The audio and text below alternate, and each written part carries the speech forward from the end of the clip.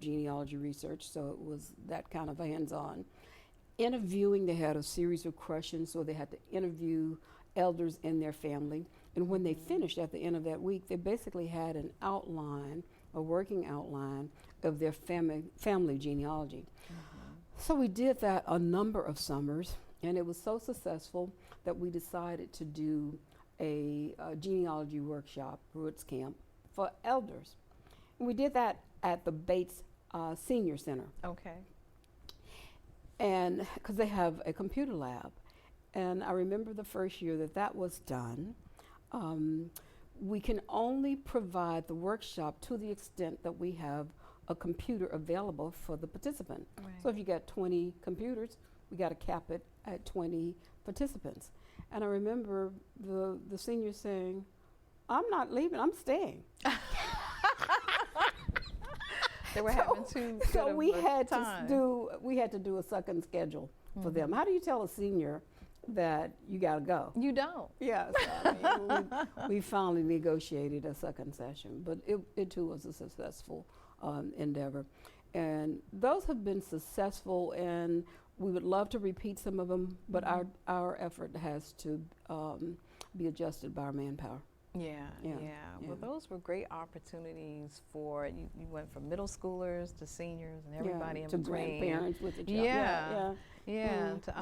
Great opportunities for people to learn their culture as well as their family genealogy. heritage, So, bringing us fast forward. And as we go fast forward, we operate a genealogy resource center, which is a collection of genealogy information about African Americans, primarily focused on African Americans in Maryland, so that people can go there and do genealogy research. Oh, where primarily do they about their go? family. We're on the second floor of Asbury United Methodist Church. Okay. We used to be in the library at Sir John Douglas College. That college is no longer with us, and so we moved to the second floor of Asbury. And I guess we've been there now talk for about 5 years. Asbury without talking about its history. We cannot mention it. Asbury is the oldest African American church in Anne Arundel County. And we did a genealogy project related to Asbury, where we went in and we interviewed all of the seniors there, 90 and older, to capture the history of Asbury through the eyes of those seniors. Wow. What was it like when you were a child? Who was your pastor? What kind of programs were active? Who were some of the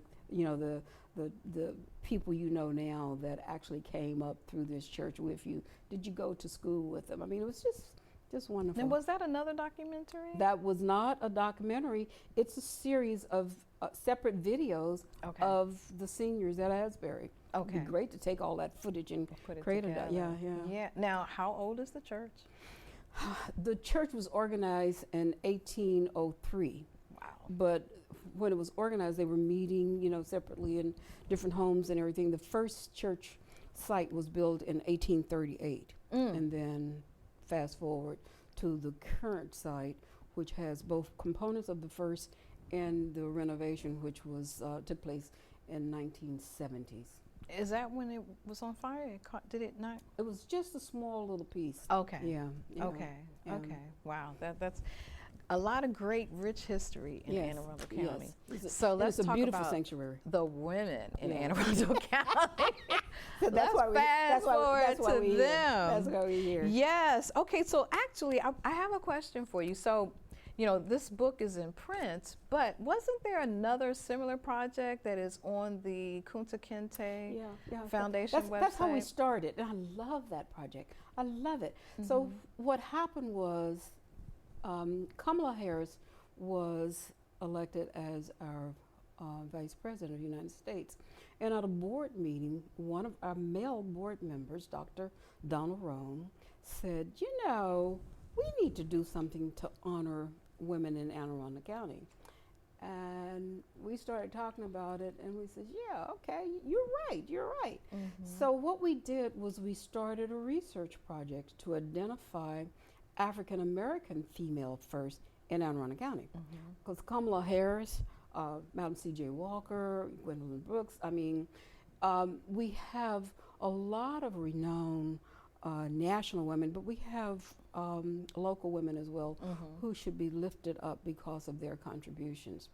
So we started the research, and we would, in phases, phase being 8 women, 10 women, when we would get a number of them, the research completed, we'd place them on our website. What I love about what we did was you would go to the website, and there would be a picture of the person, and then it would say, click here to hear her story. Her story. And so what you would get is a 1.5-minute overview of that woman, and then it would have a button that says press for more, and then so more would give you the full background on that woman. So we posted them on our website, and then over time we were talking, and I'm saying, you know, this is just too important to have left to the vagaries of technology. we hard copy. We need this and in the libraries and all over the place. And it's just so wonderful that it's in the library. I mean, it's in the public library. Yes. It's in the public school system. They have it in the library of middle and high schools. All the middle schools and high schools have 2 copies of this book. Wow. Yeah. And then it's also available on Amazon and wherever you can, books it's are on sold. Amazon, and then you know, Books a History Million, Annapolis, and then St. John's College. Libraries all around the county have copies of this book. You know, it's in a museums. very, very important book. It's extremely important. Not only for Anne Arundel County, not only for the state of Maryland, but also for the people of the United States. Everyone needs to pick up a copy and read the rich history about the African American women who are featured in here. Library of Congress contacted us, and they asked for 2 copies. Okay. Yeah, So put in their library. Yeah. So it's in the Library of Congress. So that was the impetus for the book? Kamala Harris and a discussion at a board meeting was the impetus for our initial research, and then as the critical mass grew and the fact that we didn't want to lose this rich history, we said we need to make this a book. So then we started adding more so that we could put it in book form. Okay. Yeah. Okay. So that's a great segue into what your process was in pulling it together. Like, how did you decide who you were going to feature? How did you go about the writing of it? I'm sure there are dream catchers who are watching who are thinking of doing, you know, basically an anthology.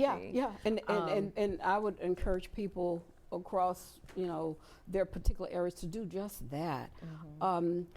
We started off by contacting people. We would contact people and we would say, you know, we're trying to identify the first. And some of them we knew, and some of them we had to research. Like I said, there was a first NAACP leader who used to run the NAACP for the county, and she was this and blah, blah, blah. And we thought we knew that first, and we found out we didn't. We started research, and that was not the first. That person was the vice president of the first. So it's like you start going down a little rabbit hole, or we say, there was this first to do this, and then we find out more. Like somebody in a planning meeting said, you were the first school board member. I said, I don't think so. I said, I wasn't the first African-American female school board member. And we started down our little hole. Until you got the right answer. Yeah, we got the right answer. Now that's where technology is a winner. Because and then we phone people. We did a lot of phoning, a lot of email. Do you know the email for this person? Do you know how I can get in touch with this person? I mean, it was a lot of that. Yeah. How long did it take to do the research? The research probably took us a good 2 years total. Yeah. It took us a good 2 years because we started off first with the research on the website, and then we expanded it, and so we were continuing. So the first phase of it, so maybe we had 15, 20 people on our website, then we just went further. We completed a research for 34 women when we decided to put it in book form. One of the women that's in here, not because she is from Anne Arundel County, although she tells us she represents the whole state, is Adrienne Jones, yes, who is the first Speaker of the House, yes, African American female Speaker of the House, and the first female Speaker of the House. Adrienne Jones is highlighted because of those particular accomplishments, but also she was the guest attendee at a celebratory event we had during Women's History Month to honor these women. So research is on 34 of the women, and 14 of them were still alive, 20 are deceased, and of the 14, 10 were in attendance. Wow. So it was wonderful to have them there. That's amazing. So you had a team of people just assigned to different people? We have a team of people who are working, and we are now working on an updated version of this. I was going to ask you about Back to your earlier question of how do we come up with these. Well, in the back of the book, what we're doing is we're asking the community to help us identify other firsts that we miss. And so there's a little form. Okay. And so we ask them to send this to us. So some actually complete the form and send it to us. Some send an email. Some send a telephone call. As long as you get it. We get the information. We're trying to get the information. But we're trying to broaden our outreach to make sure that we capture as many women as we can, because our first blush we felt maybe captured 50, 60, 70%, but there's a broader number that we're trying to reach. And when do you anticipate publishing the next volume? The second edition. We have a timeline that suggests that we should be ready to go to print by January. That's our timeline. Okay, and it's self-published? It is published through Amazon. Through Amazon. Yeah. And how was that experience for our dream catchers who are thinking about doing that? It was easy, and it had some challenges. It had some hiccups because we had some formatting challenges that we had to resolve. But we have people who love the foundation and who volunteered to help us get through some of our formatting challenges. But beyond the formatting challenges, it was fairly easy. Yeah, I mean, it's a really good, solid book Yeah. of information and colored pages, pictures. Do you want to know who my favorite three are? Oh, my goodness, you got favorites. Dr. Carlita Allen. Oh, my goodness. Of course, the Honorable Sheila Finlayson. Okay, I know her. And you've already mentioned the Honorable Adrienne A. Jones. Yes, indeed. So those are my three. And then also Dr. Patsy Baker Blackshear. Gotta be. is amongst that number of great women. And I look forward to seeing the second volume and hearing more about how this project is evolving. Maybe go to the state level. Well, you know, state. and it's interesting. We've had recommendations from people, and they would include folks in Prince George's County, or they would include people at the state level. And I'd take my team. I says, you know, bring it in, in. Anne Arundel County, bring it in. We got all to do so much. Anne Arundel County, let's get these women first. So that's what we're trying to do first. It's just a wonderful, wonderful read. It's a great part of history, and I encourage everyone to run out. Go get it! Go get it! So thank you so very much, welcome. Dr. Patsy Baker Blackshear, for being on the show.